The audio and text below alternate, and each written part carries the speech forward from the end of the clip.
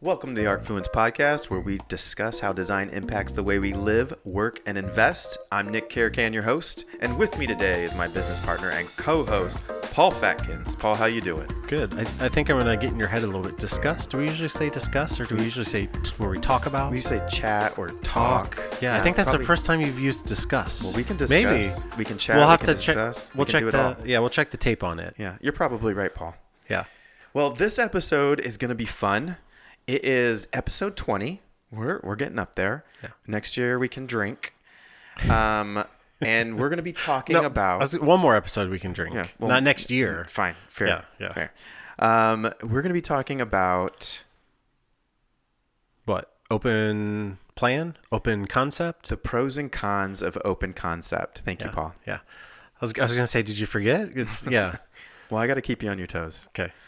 So there's a lot to unpack here. A lot of times we skew to open concept, and it's like, oh yeah, we're gonna open up the space. I love the South Park episode where it's like, oh, we're gonna open up the space for an open concept. Yeah. I think it's like the word sustainability, right? It just gets overused, like this, the dead horse beaten with this. It's just like, come on, guys. Like, There's also a right way and a wrong way to design a space and make it functional. yeah, there's a lot more that goes into it than you would think. And yeah, I think that's like someone's default. What are you going to do with the space? Oh, we're going to open it up. Yeah. And that's it. I think so. We're going to hit a lot of topics like the use, the structural impacts of that, furniture, flow, traffic, natural lighting, zones, views, your HVAC system, acoustics, and storage. But I also want to talk about how COVID kind of stopped us in our tracks and made us rethink how we design the way we live in our homes too, because it really did kind of change certain parts of the house, especially like home office, main entry, and things of that nature. Oh yeah, it's like even when, during that time we were in a smaller house, and again, there was kind of an open-ish concept, but still, it's like when you have, someone doing this in this space and someone else is trying to do something and someone else is trying to do something, you're all in the same space. If it's just an open space, it becomes an issue. Even just like isolation from noise when someone's on a call here and someone's on a call there. It depends on what you're doing in that space and how those spaces are functioning and being activated. Yeah, and even just light bulb beyond the residential side, it's like open office spaces too. Some people love it, some people hate it. I don't know. I'm like 50-50 on it because, again, like you have issues with ice. It's like the amount of times where you had your person right next to you where they're on a call, and it's just like Sarah please and I, stop. Sarah and I have an office, and I love the sound of her voice. She's an angel. But I don't want to be next to her when she's talking to her team or to a client. I need to be somewhere else. Because you might get sucked into the conversation, or you might be starting to listen to things. I've even heard that when you're working, you have music on. You should try to have music without words that are playing. I do meditation music or classical. Well, because it can actually take away some of your focus from whatever task that you're working on or whatever it is that you're doing, because there's verbal processing, that's happening by recognizing whatever words and, recognition of what's coming out of the speakers in terms of like the voice. Absolutely. We're easily distracted. We're humans. Yeah. At least most of us. All right. So these rules are probably going to apply to open concept, whether you're doing a new build, whether you're doing a renovation on an older home stock situation. So first, let's just talk about the use of it. And by that, I mean, is this your primary residence, or is this maybe an investment property? And then how are we utilizing that as an investment property? Is it a long-term tenant? Is it a midterm tenant? Or is it a short-term guest? Yeah, I think we just go through one by one. Okay. So let's start with short-term. Okay. Right. Let's talk about short-term first. So what's the number one thing that you're thinking about on the short-term side if we're saying coming into space, and again, the owner who's doing the renovations like, great, I want to open it up. So then what do you tell them? Yeah, so when we're dealing with short-term rentals, location is super important, right? And in a lot of cases, at least for us, if we're not a resort out in the middle of nowhere, we're going to be downtown in these more expensive neighborhoods and these, potential commercial residential hybrid districts, right? So they're probably going to be on the smaller side in terms of square footage. So they're not going to be these big houses. And if they are, then we have a different conversation. But if it's on the smaller side of things, then yeah, we kind of do want to open it up because these spaces are typically smaller. The closets are typically smaller. Yeah, let's say you have like 900 square feet on your first floor, right? Yeah. And it's some arrangement of kitchen, dining, living room, right? It's like, what do you say? Okay, we're gonna open everything up, and we're gonna do a giant kitchen, small dining, and small living. Like, right. I guess in what When sense would you say? How do you arrange the space? What do you give preference to in terms of priority? Yeah.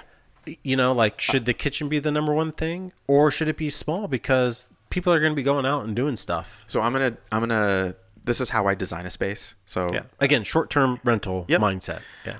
I want to make sure that they can enjoy their experience away from home, and then they can also entertain a little bit. So they might want to have, if it's a 2-bedroom, let's just say it's a 2-bedroom to make it easy, or 2 to 3 bedrooms. It can even be a 1-bedroom, and that's not going to change too much of my design. But I'm not going to have this huge mud room, the scullery situation where we have that. I think storage in general should be minimized. Minimum.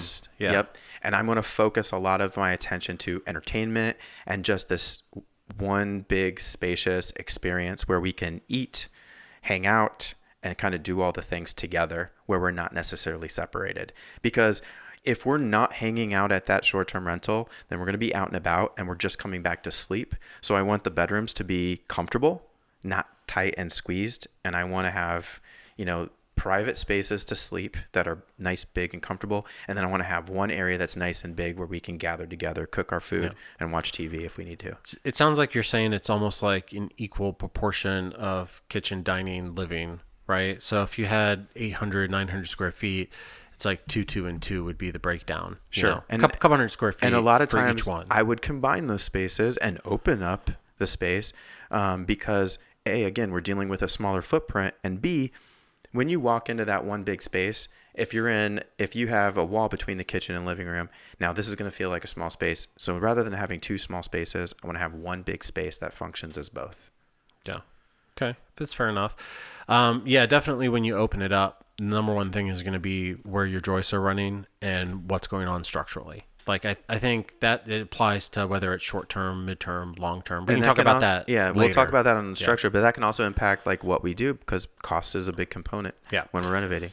So then let's ignore the technical details of it. So then midterm, let's say somebody's there for a few months. It's like a nurse on rotation. All right. She's there for a few months. What are your thoughts now? Midterms, I come at a completely different angle.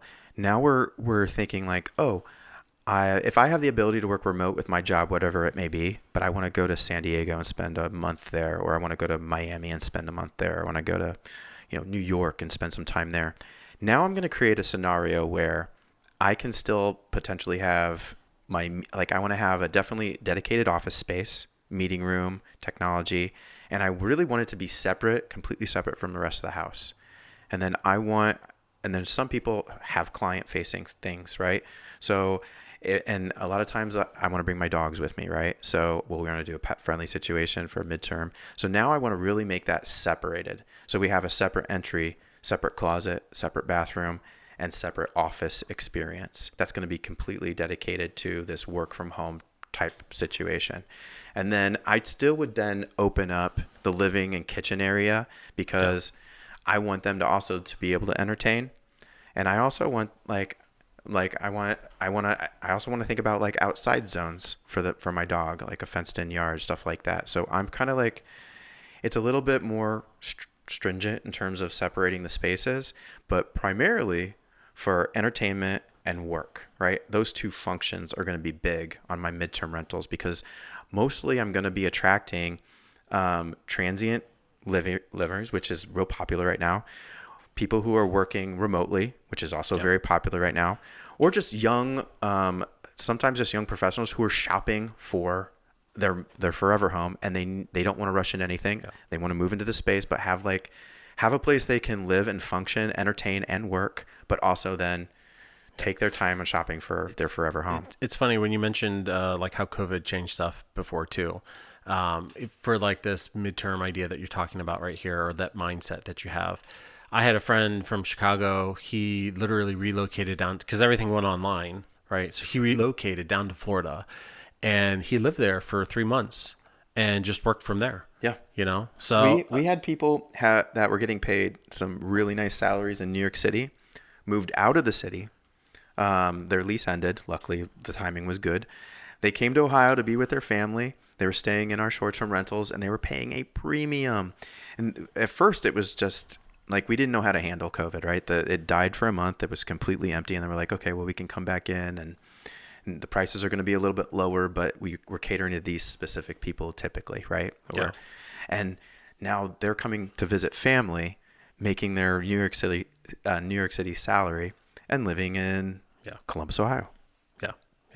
Yeah. It was just a different, like that was the first time that it ever crossed my mind, different mindset where it's like, I'm just going to relocate to somewhere for 3 months and I'm going to work from there for 3 months. There's a lot of business owners out there right now. It's very popular to be an entrepreneur, whether you're successful or not.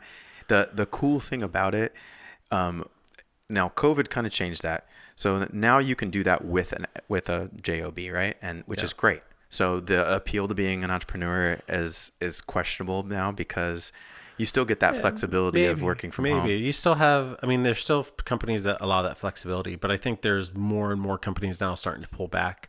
Like I even know all the tech companies, like the Amazon people of the world, like they're pulling their employees back 100% in the office. I will say this too: when corporations are shopping for new talent, they're also renting these spaces. So we have some corporate contacts that'll reach out saying, "Hey, we need a great midterm situation for these potential employees that we want to bring on, and they need that transition period too." So I think there's always a need, depending on what, like any growing city is going to have opportunity for these midterm rentals that we're talking about right now. All right, so now let's get into the last part of it, the long term. So someone's signing a lease for a year, 2 years. Is it the exact same as what you would do if it was like your house that you were living in, or no? And why not? So, because I mean, like you have someone living there for, I mean, maybe they renew the lease for 10 years, year on year. Long-term rentals, for whatever reason, we're not spending the money in terms of like the super high-end finishes. We're also not taking the chances. Yeah. Is this where you get the builder grade? No, I still don't like that term. I still like to be above builder grade, but I guess the best way to explain it is we're not taking these chances with these massive primary suites or these really cool scullery experiences with wine cellar and stuff like that. It's going to look more like a starter home where we're able to grab a larger market share so a family can come here and live. Like this is going to be, we have 3 bedrooms, 2 baths, a family can live here. 2.5 baths, we're not going to be squeezed in terms of the bathroom use. And that's always a thing. I always love, bathroom counts are up right now. In all new design and all rehabs, bathroom counts are just up. So that's always important component across the board. Yeah. But you always try to aim for a 1-to-1, right? So if you have a bedroom, that would be ideal, but it's not always possible. I know. Yeah. So maybe you're 1 short. You have a 4-bed, 3-bath situation. That would be great. Yeah. Yeah. And really, so like for long-term stays, I want to make sure that they can work from home. They can also entertain, but I want to make sure that they have a guest bedroom or a room for, their growing family. Something, because if you're taking on a tenant for a long-term rental, you don't want them to leave next year. If you can find a good tenant, you want them to stay for as long as possible. So I don't want that builder grade thing needs to go out the window. It does need to be designed properly. It's part of what the next coin is going to be about, right? The horror stories of rentals. Yes, come on Tuesday. But it was because I had a rental in Chicago. Yeah. Like when we left Chicago, we rented out our condo unit. And we rented houses ourselves back in the day, and like, so for long-term tenants, we're really focusing on storage. We want to have pantry. We want to have closet space. We want to have, we want to make it, the bedroom sizes. I'll cut down on the bedroom sizes a little bit. I won't go too small, but I'll make sure that we're getting proper closet space, I want the kitchen to have a pantry. I want them to have full size appliances. An island is for sure. Like all these things that's going to be function around a family. I'm going to want the dining area to be significant in a longer. So longer term, you're probably giving more square footage to kitchen and dining. Yeah. Just combined. Or at least more to dining, because we'll have like a dining nook in all these spaces, or maybe in a short-term rental or midterm, we just have an island and we have seating in the island, and that actually will be fine. Yeah. Yeah. But in a long-term rental, I want to do a dining area. We definitely want to accommodate. If it's 3-bedroom, I want it to fit 6 people minimum. So we just need to think about those things. Also, outdoor space. Probably not as important to dump into like the amenities, but we just want to make sure that privacy is something that we can indulge into. So we're thinking about that. I think everybody loves a good space. I mean, even if it's just like a small balcony area, right? I mean, like whatever it is, like some connection to the outside, 100%. I think people will gravitate towards that, because it's like you get like the fall situation where people are watching the game and grilling, and so it's like, again, having a little outdoor area to have something like that set up is definitely an important thing to keep in mind. For midterm rentals, that's the most important, outdoor space. Short-term rentals, there needs to be something. For long-term tenants, there needs to be something too, but it's just I'm going to put my money into like the kitchen dining experience there, if that's the case. Yeah, in a step above your builder grade. Of course. Yeah. Now I don't know why you get so fired up about that builder grade. Just because what you invest in the renovation and then like 2 years later it's basically falling apart. Is that why you don't like the? Well, basically falling apart is a little harsh. But the finishes, to be fair, the finishes that they use just aren't as pleasing. Yeah, but I mean, when we say builder grade, it's like the cheapest of the cheap, right? Yeah. I mean, like they do it with the mindset mass produced and as cheap and easy to produce as possible. I just don't want it look like, for example, I'm not a big fan of carpet. Yeah. And because no matter what you do after a year or two, it looks like it's old, right? It's never going to look like the day it's installed. Yeah. But if you do luxury vinyl, you have a lot more. It'll hold up for 5-10 years versus for 1 or 2, where it starts to show the signs of aging. You know. And I wouldn't do wood floors in any of those homes, like the rentals. I want to do something that's going to perform well. Yeah. So. So you're kind of going just a step above. Yeah. And I think the other thing, when you get builder grade, you're limited because, again, it's this mass produced thing. There's not a wide range of colors or selections. So it's like you're either doing A or B. That's it. It's not A, B, C, D, E, F, G. And while we're getting slightly off topic here, I would also challenge you that if you are builder grade, your neighbors are going to have the same thing you have, and everybody on the street is going to have a very similar kitchen or similar bathroom. And I take pride in uniqueness of properties, right? I want to have guests over, and I want to, I want my guests to be comfortable, and I want it to be new and different experience, right? For long-term tenants, I'm going to think a little bit less about that, but just give it a little bit of thought. It's still important. But I'm going to be more thoughtful about that on the short-term and midterm size, because I have a little bit more, I can take more risks with those type of properties, right? And people are going to appreciate the differences. If I go to sell a property, the more special and the higher end it is, the more it's going to hold its value over time. Yeah, well, it's like that one project you had where you had the island that had the staircase going down through the middle of it. That's pretty cool. We're going to design we almost designed another one. Yeah, but I've never, I guess to be fair, I've never seen that in another property. Yeah. It's like almost like getting to the point where it would have been even cooler if somehow you concealed it with some kind of like movable, like it's a secret staircase going to the. That would have been a lot more money. I know. All right, let's move on. Sorry. So, So now let's go to the last one. Okay. So let's say it's your property. So we talked about short, mid, and long term. Now, what about your property? What then are you then making the investment into like a wood finish for the floor? Sure. But let's talk about the open concept itself. Now, this is going to be an interview with the homeowner, and we're going to talk about how they're growing their family, how they function. Do they work from home? We're going to get into this, but like when you open up a floor, like how does your family function? Do you need privacy from this? Do you have a lot of kids? Do they need their own zone? So like it's going to be more of a thoughtful discussion, and we're going to plan it out and be more custom about it, right? Because that's when it gets, I like both ends. Like the short-term rental is one extreme where I get a lot of freedom to be unique. And then the homeowner, the homeowner and us have the opportunity to collaborate to Yeah. make it super unique as well. It sounds like you're getting to the point where it's highly customized Yes. to the end user. Yep. Right. And so you're getting like a one-off situation where it's designed to fit your lifestyle and whatever's going on with how you function. Yep. And there's a lot of trade-offs. So again, we have to think about like the natural lighting that's coming into the space.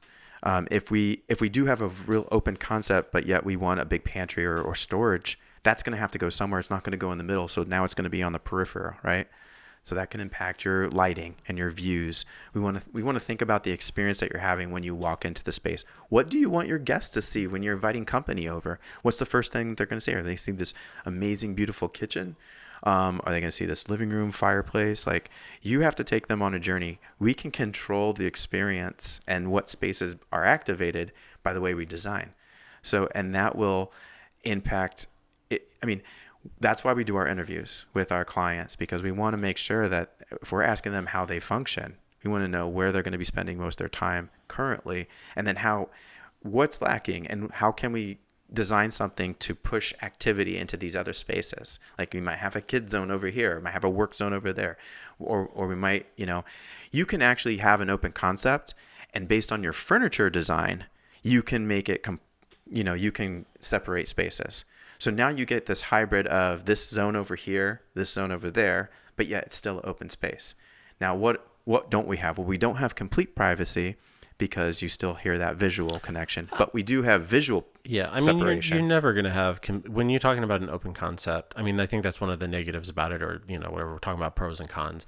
You're never going to have privacy, right? But I think you just need to be thoughtful about how you're moving through the space, how the space is broken down into these zones. And again, if you do it through furniture or whatever, the placement of things is going to dictate some of that. But yeah, I guess to be clear, you would never have that private separation, right? It's always going to be kind of like an open space where everything's connected and there's overlapping spaces and activity. And again, you can use that to your advantage and take the one, area to activate the other.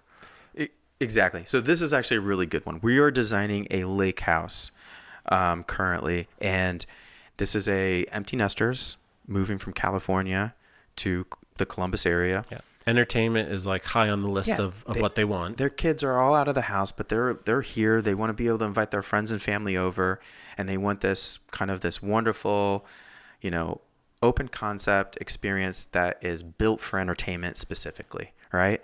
So we have this huge architectural stair that it's a ranch style housing with a walkout basement. And we have this big architectural stair that we designed that drops down into the basement area. And we have all this natural light that's coming in with lake views. Well, we don't want any walls in that area, because we want to open that up. Yep. So it's like from when you step in, you're greeted with basically that, again, direct view to the lake. It's a lake house. Yeah. So it's like you have the connection right to the outside space immediately, because the outside space is part of that entertainment. I think one of the biggest things we talk about flow and first impressions, right? Even the door, we ended up taking it and just changing the position slightly so that the first thing that you experience when you walk in is lake and kitchen, and like you see through everything right to the outdoor space. So it's like, even though you're stepping in from the outside in, you immediately from the inside have that connection back to the outside. And that connection leads then to a deck, which is more space to be activated and gather with maintaining those lake views. Yeah. And it was such a simple thing. It's like, as soon as we suggested that, it's like, I just remember the clients, their eyes lighting up like, really? Oh my gosh. Yeah, we never thought about that. Just moving the door from here to there. And we took it one step further. We were vaulting the ceiling. So now you're walking into this space and you're getting teased with like what's around that corner. But at the same time, the focus is still the lake. The one concern we had, though, because we were talking about acoustics, is they have a game room in the basement. They have a bar in the basement, and then he has like a band area, right? And this architectural stair, it's open. There's no door to the basement, right? So we have this beautiful modern railing that just drops down into the space. But if someone's down there, you're probably gonna hear them. So they do have a TV down there. So if you're watching TV in the living room upstairs, you're gonna hear what's going downstairs. But they're empty nesters. So the only time this is really gonna impact them is when they have guests, or when they're entertaining. And when they're entertaining, they're probably participating in similar activities anyway. So it's moot, right? Yeah. At that point. Yeah. Yeah. I think the only would be like when he's doing his band stuff, right? Yeah. Then maybe that's a different situation. Well, that we actually separated and, into a different space. Yeah. But I mean, like, regardless, the band, like we played in a band in high school, and it's like we would take over the basement area of my friend's house because he was the drummer. So it's like everybody would always go there because it's for him to move his drum kit was too difficult. Right. But I mean, like, when we were playing, it didn't matter where you were in the house. You'd hear it. Yeah. Well, that's why they're soundproofing. So Yeah. that room is underneath the garage, and it's the best location as far away from everything else. They'll still hear it. Fair.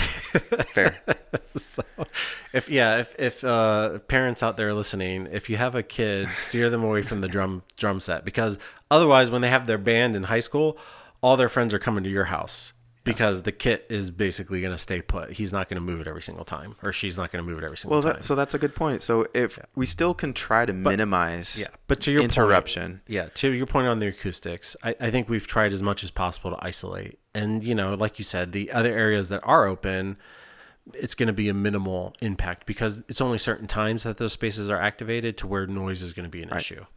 And we have conversations like location of laundry, and we want to make sure that there's some type of barrier for that noise when those machines are running. And if there were, honestly, if they don't work from home, they still might want a space that's just quiet, like they can get away. And it might be like a second entertainment space where they can just go. And it might be a small space that's cozy. It can act as a study as well. Or where if they need to step away and take a phone call if they are entertaining at that point. So there's just a lot of things that go into a custom build.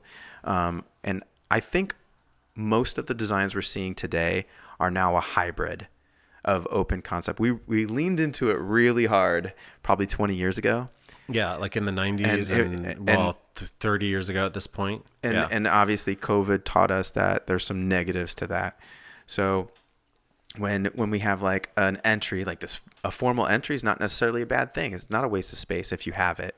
And then we can add function off those. It's not just a space with a chandelier. It can be a space of function. It can have a half bath. It can have a closet. It can have a door to your office. And then it can close up to where you walk in and you don't necessarily see your living room, your kitchen. So there's an element of privacy. If you have pets, you can keep them in those zones. So there are advantages to separating some of these spaces and keeping these zones separate. But certain zones do belong together. So like I think a kitchen and a living room pair well. Kitchen, living room, dining. We can have that as an open space. That's something that I don't think is going to die. It hasn't changed since the dawn of open concept. Yeah, I mean, even to a certain extent, we had an episode where we talked about like vintage homes, right? Even then, those areas were on the same floor level and they were right next to each other. So even though they were closed off to where you had the kitchen in the back corner and it was like all walled in, and then you only had one doorway connecting over to the dining room and then another doorway connecting over where it's like room to room to room, they were still all on the same level and they were still all right next to each other. So I mean, really the only thing that's changed from 120 some years ago residential design is that those walls are gone and it's all, a similar, but so like you said, that's not going away. You're always going to have your kitchen, your living, and your dining areas next to each other. And, most likely they're going to be open and connected in some way. Yeah. And listen, maybe there's a way to partially close it off so that we can utilize that wall space. Because if you take away a wall, now you're taking away the function that can go on this side of the wall and this side of the wall, right? Yeah. Now, granted, the space does feel bigger, yeah. But it depends. Wasn't that one of the concerns at the lake house? Didn't they want a wall space for a TV? So when he's cooking, he's not isolated from like, okay, they're watching the game or they're watching whatever on TV. He doesn't want to be like, chained to the kitchen duties where he's making or preparing whatever. Yeah, but then we have a discussion. And then he's isolated from everything. So we have a discussion where like it also blocked views to the lake, which we didn't want to do. Like, what is your priority, right? And we go through that list, and we're like, nope, this still makes the most sense. Let's do this. But we still have to solve the problem of watching television, right? Yeah. So, I mean, maybe we orient the couch in a certain way, or we limit the window space just a little bit on the end where we still have our views in the center. There's a lot of exercises we went through to see what would work the best on that. Yeah. I think even again, like furniture orientation, right? Like you said, how you talked about orienting the TV a certain way. I mean, if you're looking at somebody's back, right, on a sofa versus rotating it 90 degrees to where you're basically in line with them, I mean, like completely different experience. Absolutely. Absolutely. And that's why we lay out furniture in our drawings as well as the actual design changes and stuff. Yeah. You need to be more relaxed about what the furniture looks like, by the way, in the drawings. Just so you know, I need to be more relaxed. Sometimes it comes from the like manufacturer, and it's just like a simplified version of things. It's funny. You're always like, oh, this needs to look better. Yeah. Well, sometimes it's if you're putting a box as a couch, I'm like, look, guys, let's make these drawings beautiful. Let's take some pride in our work here. See, my number one concern is placement, flow, function. Those are the primary thoughts for me. And that's why we make a great team, Paul, because I like the final touches and I like things to be beautiful. Sometimes though, they are what they are. So sometimes we can make them better. Yeah. You have to find the source. So, arguing with you is like talking to a wall. I know. Okay, great. Let's move on. Yeah. All right. What else do you want to chat about? We kind of touched on storage. Obviously, if we're doing a custom home or a long-term tenant, we want to have storage. We want to have those amenities in the house. There's a premium there. Yeah. So we just need to understand that if we're closing off a space, or if depending on where we place those things, we're making sacrifices. So are we sacrificing natural light, or are we closing off interior spaces? Yeah, I mean, like it obviously goes on the perimeter wherever it goes, where we have storage, right? I mean, not always. What if we have entry from the back of the house because there's parking in back, and we want to do like a rear entry with a mud room and a laundry? I would still be it's just on the outside wall, but it'd still be the perimeter of whatever space is on the inside. Fair. Yeah. I think you try to avoid any exterior walls. To keep it as interior as much as possible. And then, it's on the perimeter of all your zones that you have going on. It's always that I think is very like pantry space, even in the kitchen. I think if you can get pantry space in, having that extra storage is, especially if you're someone on the longer term or it's your personal home, is huge. To have something that you can close off all your different snacks and beverages and Super things huge. things that you pull out when you entertain. To have that space available to close all that stuff off is great. In some cases, we'll take that pantry storage and we'll make it adjacent to the kitchen. So we'll take it back to the rear of the house just to hide it a little bit so we can keep that front portion of the house open. And then sometimes if it's a lake house, or whatever, we want to put all that open space towards the lake or whatever that focal point is. I don't think we did a dedicated. It's just like a pantry cabinet, right? We were limited on space there, so we did pantry cabinets. Yeah. But they still had lots of storage in terms of cabinet storage. Yeah. It's a big L-shaped kitchen. Yeah. It was like 20 some feet of cabinets, right? So, I mean, if we don't have an actual room or space that can be a dedicated pantry, we just need to make sure we have lots of cabinet storage to compensate. Yep. In the island, along the walls. And then again, like if you need to do a pantry cabinet, you do something like that where it's like a full height cabinetry. Sure. Yeah. And that makes more sense on a house that's designed for entertainment on the water, right? Yeah. So it really depends on the situation. Yeah. I know for us, it's like having the pantry here is. Oh yeah. Yeah. Love it. Your pantry's huge. I know. Yeah. It's like almost like a small office. You could have you could have a nursery in there. Go set up my computer. Where's Paul at? He's in the pantry. All right. Well, we talked about views and zones. HVAC, that can come into play. If you're dividing up your house into a lot of these different spaces, there's going to be more thought put in to your HVAC layout. Yeah, just that and like the demand too. You have to realize that to heat or cool a room, it's a lot easier to do if it's a smaller room. So if you're, it's you definitely want to engage your design professionals. You definitely want to have chat with your contractor. If you're opening up a space and you're tripling the footprint of that space and everything's now open and connected to each other, well, now it's essentially tripled the demand. So you want to make sure that your system is able to accommodate and heat and cool properly. Otherwise, you could have a space that's 10 degrees different than all the other spaces in the house. So if you set your thermostat, and you have it set in that space, all your other spaces could be a lot colder than that space. And honestly, that's why I've leaned into like split units, especially for my rentals because they're electric. I like maybe I don't want to deal with gas on my rentals, right? I want to keep it simple, lower the liability. So I'm also giving customization now for conditioning to each space can be space. Controlled. Yeah. And if one's too cold, they just make the adjustment. And everyone now has control over how they sleep, how they live. And these systems now are rated to like -5 degrees. So we've come a long way. You used to always see them in like vacation homes down south where they're great for air conditioning because they're like SEER 22 or SEER 23, super efficient with electricity. So that's the obvious choice. It was the heat pump side of it. That was always the limitation or one of the limitations with it. And we've sort of conquered that at this point, right? So we're seeing it a lot more up here in Ohio. I'm doing whole houses in them in some cases.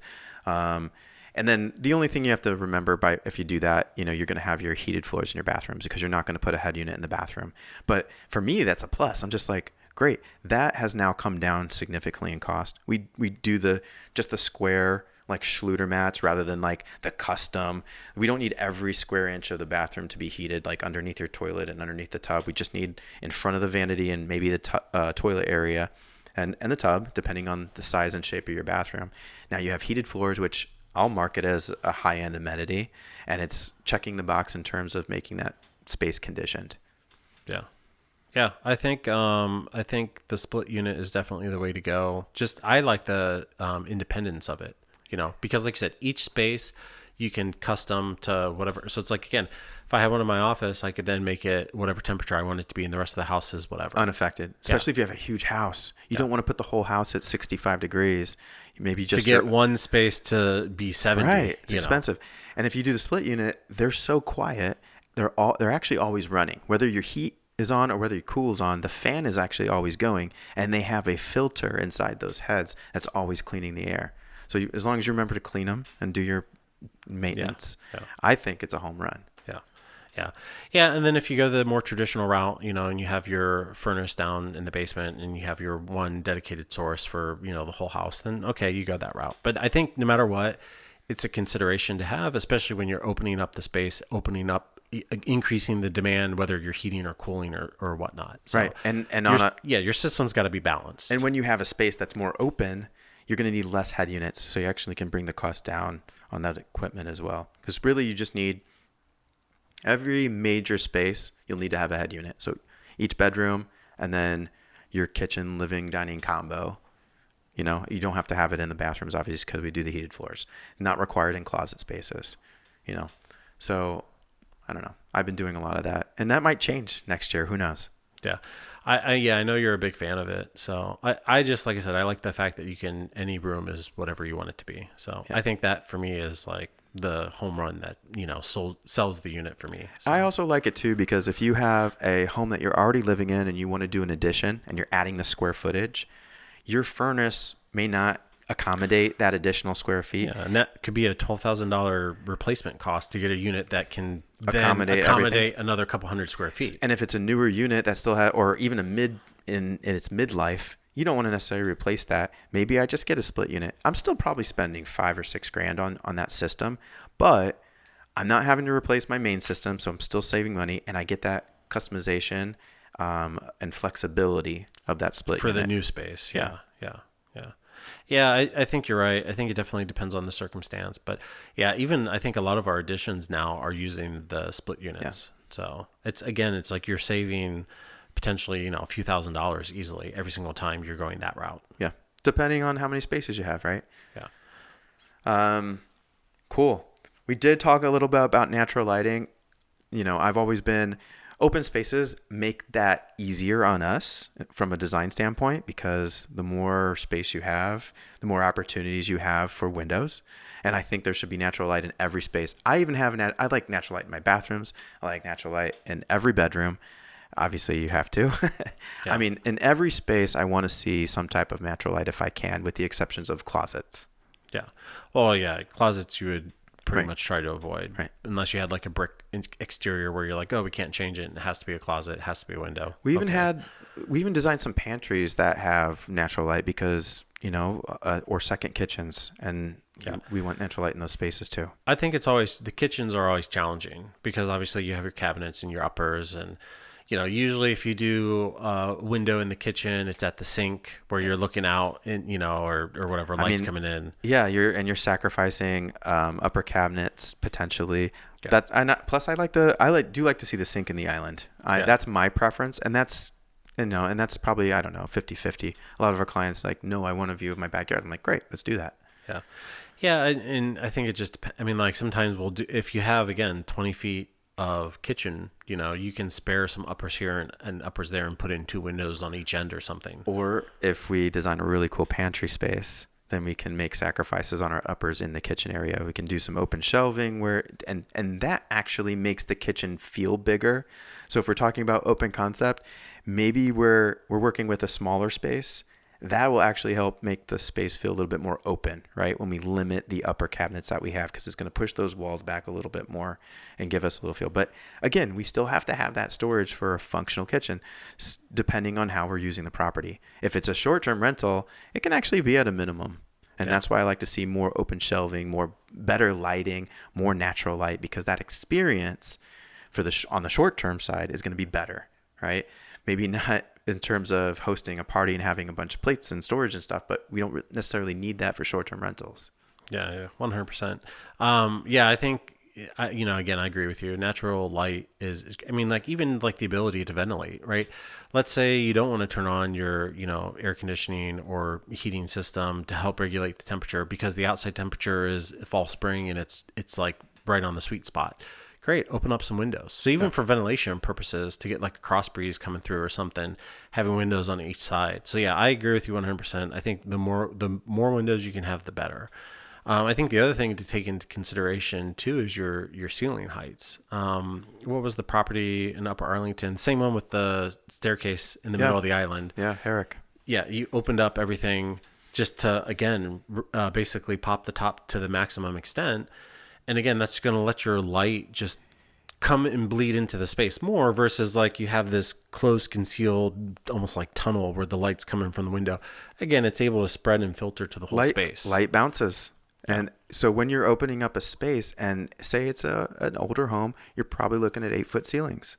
Well, I guess some of the vintage homes, most of them have 9-foot ceilings on the first floor, but say it's like well, Herrick was a 50s home, right? Mid-century modern. Yeah. And or mid-century, I should say. Yeah. And then basically like when we opened up the wall and we were planning out the beam, we're spending a little bit more to now vault the ceilings. The biggest expense was the closed cell spray foam. Because we still had to buy a beam regardless. Yeah. Anytime you're opening up, to touch on the structural stuff that we mentioned earlier, anytime you're doing these open concepts from existing stock, you have to take down load-bearing walls like 99% of the time, and you're going to have to put in a beam.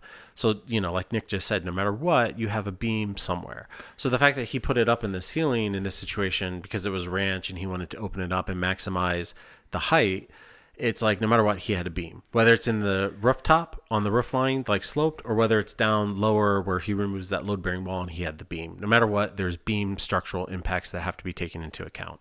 And I think it's like, if you think about it this way, it makes a little more sense to me. But it's not just like making the decision to open up a space.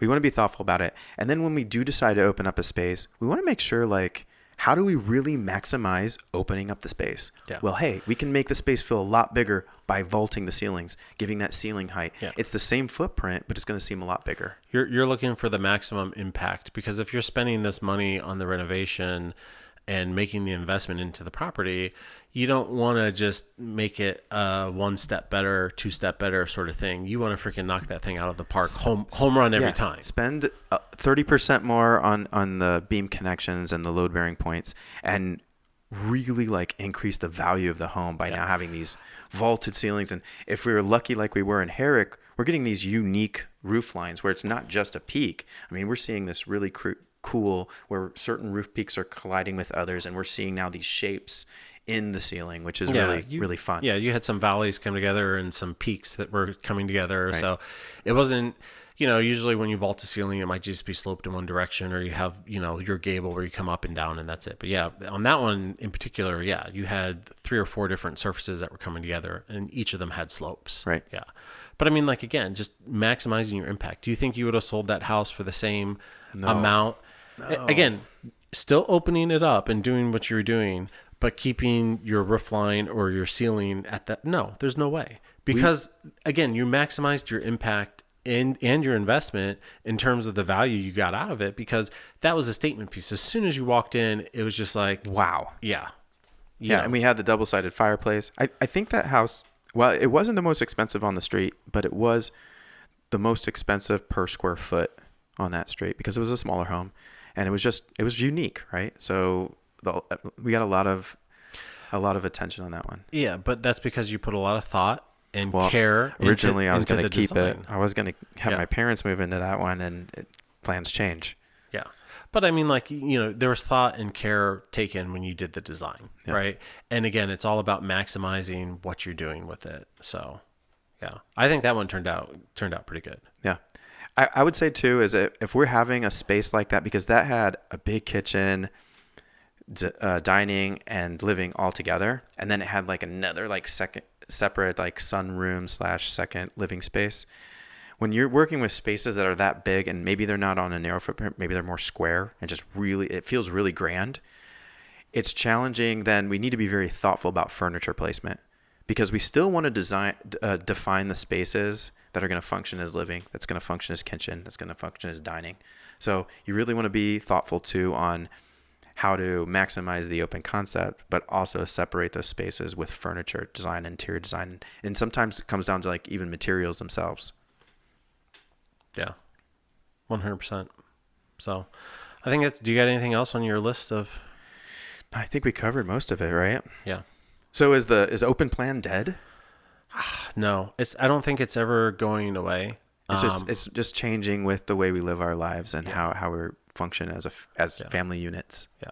I mean, like you said, it's just always going to be there. And I think people, it's like, while there's still some negatives to it, be it with sound or, whatever, privacy, it's having everything connected and available. It's like I said, 120 years ago, all those spaces were right next to each other for a reason and on the same floor for a reason.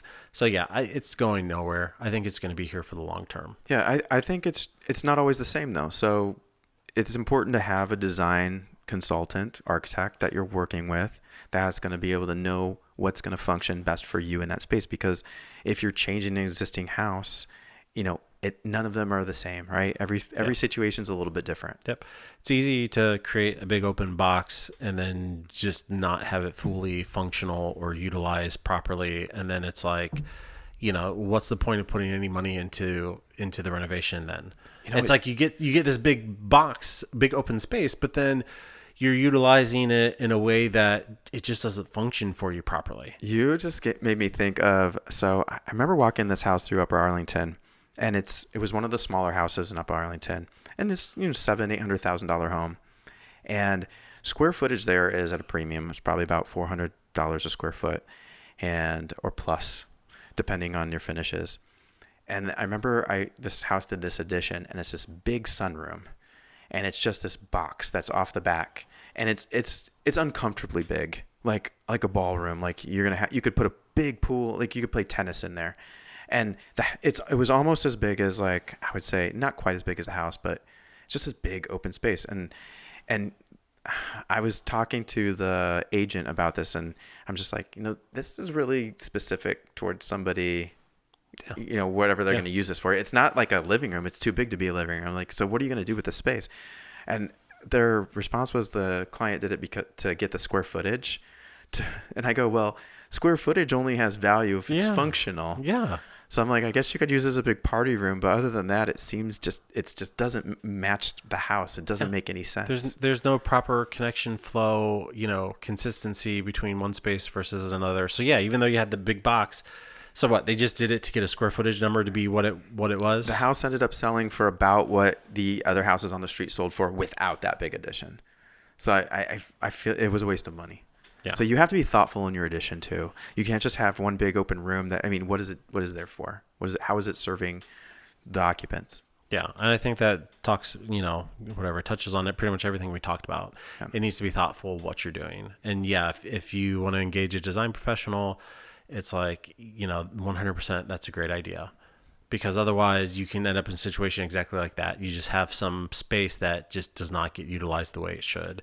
And again, like people know these things, so when you have somebody that walks into a space, you're going to get, sit on the market because you have a lot of people asking themselves, how do I see myself using this space? And they don't have an answer. Today's consumer they're smart. They have all these resources to plug into. They see what's on television. They see what's on social media. They see their neighbors. Like they're thinking about these things a lot more than they used to. Yeah.